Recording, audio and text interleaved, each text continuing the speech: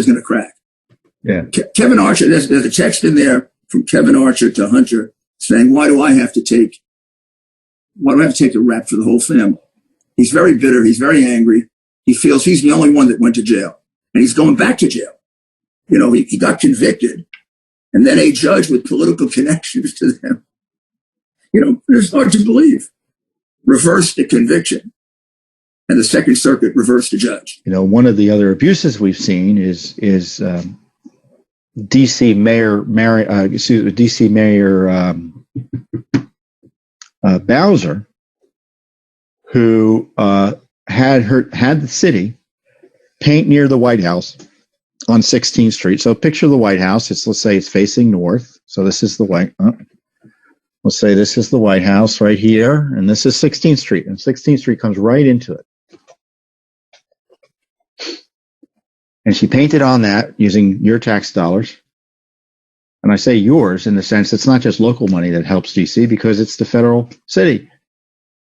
It gets taxpayer dollars from all over the country to paint the phrase Black Lives Matter,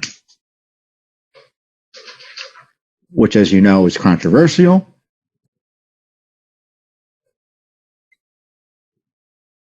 But individual Americans have a right to go around and make arguments about that. But the government's putting that statement on the streets of DC.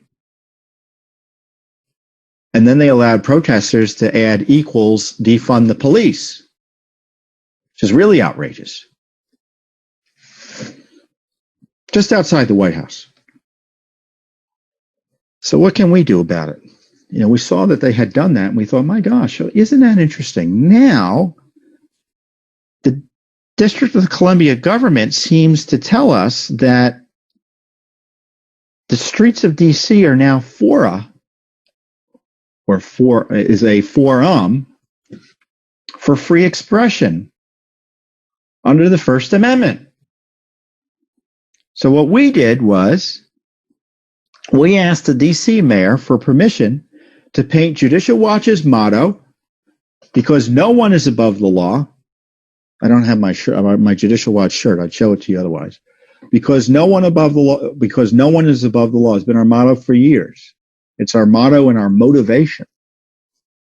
On a Capitol Hill Street, specifically Independence Avenue. So again, if you think of the Capitol and it's looking out, this is the Capitol looking out towards the Washington Monument, and Independence Avenue kind of comes right there. Two main streets on either side of the mall. We wanted to paint our motto because evidently it's free speech on the streets in terms of being allowed to paint on them. So this is the letter we sent. I signed it to Mayor Bowser and the Attorney General of D.C., Karl Racine.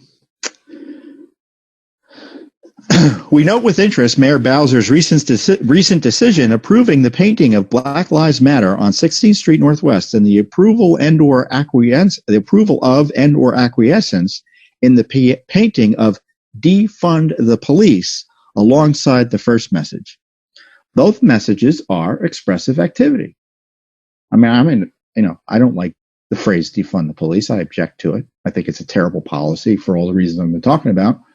People go around and say it. I mean, it's America, or at least as of today, it's America, if you know what I mean, in terms of having our freedoms protected. Judicial Watch is a Washington, D.C. based nonprofit organization, which means you can donate, by the way, headquartered in Southwest D.C. For more than 25 years, Judicial Watch has promoted transparency, accountability, transparency, accountability, and integrity in government, and fidelity to the rule of law. Our motto is, because no one is above the law. A message that is particularly relevant today because it applies equally to law enforcement and public officials, as well as to protesters, looters, and rioters. Because DC street surfaces are now being used as a public fora for expressive activity, we would like to have our motto painted on a street, preferably Independence Avenue Southwest between 2nd and 4th Street, Southwest, which is near our offices. The lettering would be identical in size and color to the lettering used to paint Black Lives Matter on 16th Street Northwest. Judicial Watch would pay the cost of the painting, but we would likely need the assistance of the D.C. government to aid in traffic diversion and parking restrictions while the painting is completed. Of course, the painting could be completed when traffic is typically light, as was done with the Black Lives Matter message. As the timeliness of our message is important, please respond within 3 working days. If the Independence Avenue location is not possible, we are open to considering alternative locations. Thank you for your prompt attention to this matter.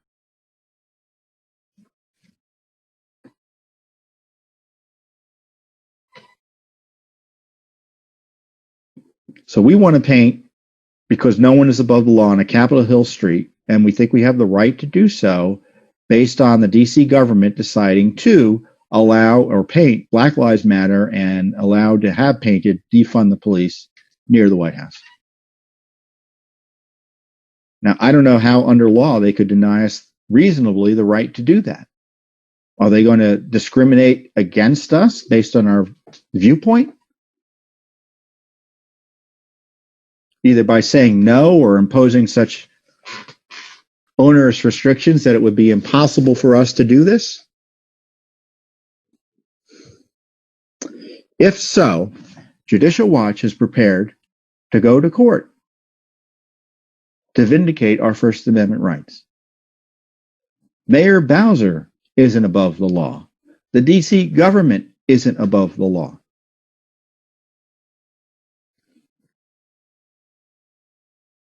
You know, and as I say, this rule of law message is timely. It's a reminder that the rule of law applies to and protects all Americans. All Americans. That's what makes this attack on the rule of law so pernicious, because they pretend they're protecting certain segments of our population. In fact, they're putting the whole nation at risk. Every citizen, every non-citizen even.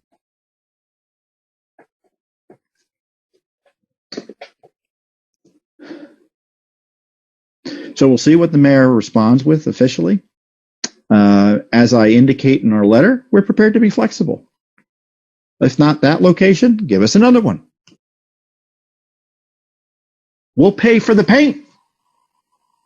We'll pay for the paint. We'll get the contractors. We'll do whatever's necessary within reason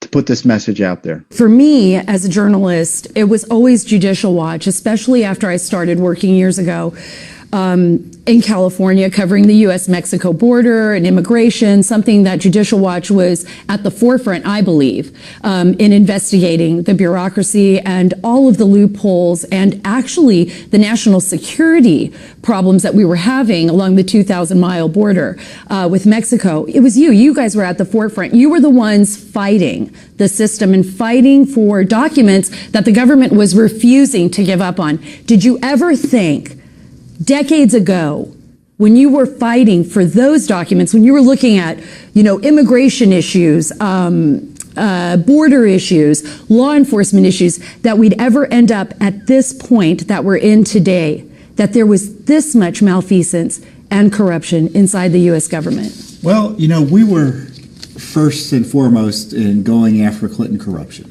Right. So nothing really shocks us or surprises us in that regard. Obama was terribly corrupt. Remember, we had the IRS scandal. We had the Benghazi scandal that Judicial Watch helped break open. So in many ways, it's not surprising, but it's still upsetting and shocking. You know it's bad, and then you get evidence how bad it is, and it just gets worse and worse and worse. And what happened with Barack Obama and Hillary Clinton and all the rest, including appointees of President Trump, in terms of targeting of Trump, there's really been no scandal like it in American history. But you really have to go to foreign countries to get that type of corruption. Well, I always say, it reminded me so much, even when I was first working in 2016, 2015, even with John Solomon, on uncovering what we eventually called the Russia hoax or the Russia scandal, Obamagate. I thought, am I in the United States of America, or am I in a banana republic? Well, you go back and you recognize that it worked before for Barack Obama. in 2012, he used the IRS to target his political enemies, and it helped suppress the Tea Party movement. It kept him in office. He used also the FBI. They gathered records about these Tea Party groups. They were thinking of prosecuting them. Remember our friend Catherine Engelbrecht? She had the FBI knocking on her door. I remember that very well. So they used the powers of government back then to successfully change, in my view, the outcome of the election. That's how you steal election in plain sight. Suppress an entire political movement that had organized against you. So 2016 comes around. Oh, lo and behold, they do the same thing again. They use these agencies of government to target their political opposition, and now we know why they were doing it. We'll say it. Our theory of the case was to protect Hillary. Right. You know, and you may recall, and some people get tired of us talking about the Clinton emails, but my point has always been is that the Clinton emails were the reason we're in the state we're in. It was the pinnacle of everything. That's right, and they wanted to cover it up and protect her, and it was never just about Hillary. It was about the Obama Justice Department, State Department, FBI, Defense Department. All of them were implicated in the email scandal, and it turns out the White House was implicated. I want to go to something, though, and I think this is really important, probably something that all of you out there are thinking as well. I know I get emails all the time and letters from readers, from viewers that ask this question. Why does it seem that this isn't just an Obama problem? And I'm going to talk about this. Everybody calls President Trump the disruptor, right? I always say it was the American people that were the disruptors.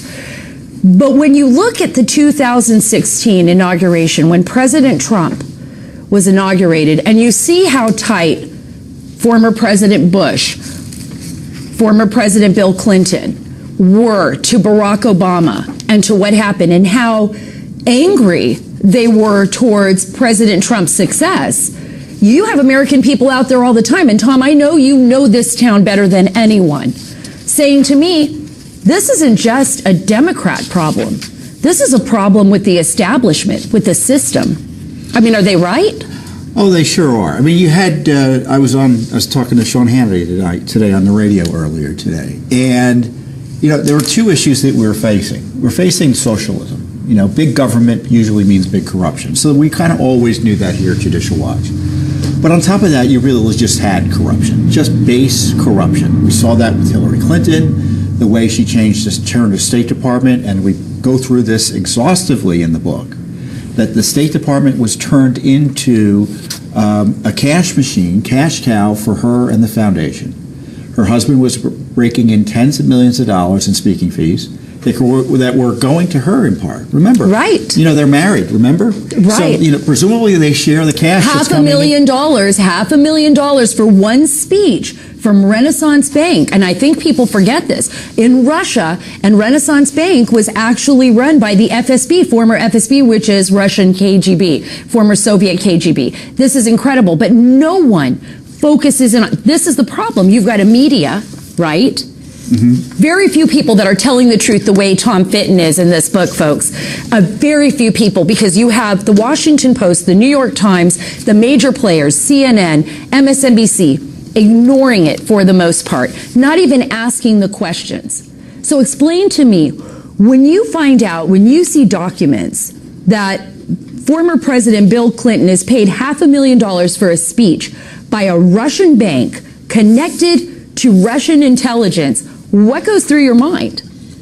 Well, obviously that money is inflated. And so what are they getting for their money?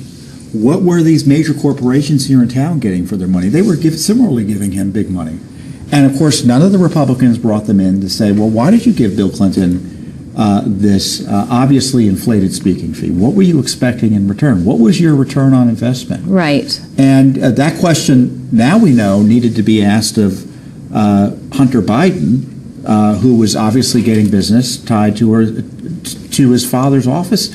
At the same time, Hillary was raking it in at the State Department. So it's one thing, now we know, look, they needed to protect Hillary, but there was more they needed to protect. Themselves? That's exactly right. So what did Obama know? When did he know it with Hillary? We've got 20 plus emails between the two of them. Then we got Joe Biden doing exactly what we were concerned about Hillary Clinton doing, except we didn't know it at the time. I mean, there were indications of it in the media, but the media wasn't interested in pursuing the obvious corruption there. And so President Trump, being the intuitive person he is, he knew there was this incipient corruption with Hillary Clinton. And then he gets into office and he figures out what was going on with Ukraine and Joe Biden. But he wasn't playing the game. He wasn't playing the Washingtonian game. He wasn't dealing and wheeling. And he cuts to the chase and he says, what was going on with Joe Biden and Burisma? And Just like any American. And why aren't you investigating it? And they went crazy. And they being both the coup cabal, the leftist establishment, the Adam Schiffs of the world, the whole media establishment. And when you look back on it, do you think the Republicans are to blame for this too? I mean, look, we have people on both sides. No one defended him for highlighting this corruption. And what's been frustrating to me is how alone the president has been. And I go through this in the book. I'm convinced Judicial Watch saved the Trump presidency. Thanks for tuning in. Be sure to subscribe to our YouTube channel to catch all the latest news